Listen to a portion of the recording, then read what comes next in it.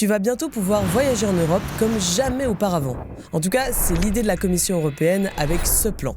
Bruxelles-Madrid en 8 heures contre 15 heures aujourd'hui, Berlin-Rome en à peine 10 heures et des nouvelles lignes un peu partout. L'Europe veut un réseau de TGV bien plus efficace. Objectif, mieux relier toutes les grandes villes d'ici 2040. Tu en as sûrement toi aussi déjà fait les frais.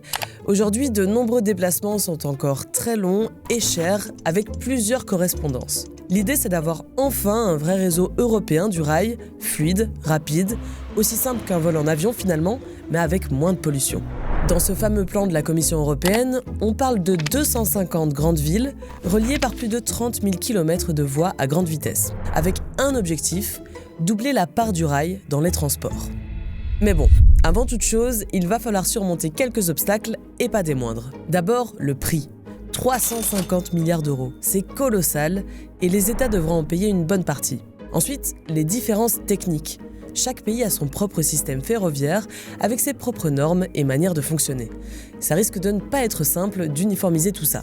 Et enfin, la politique, c'est lent.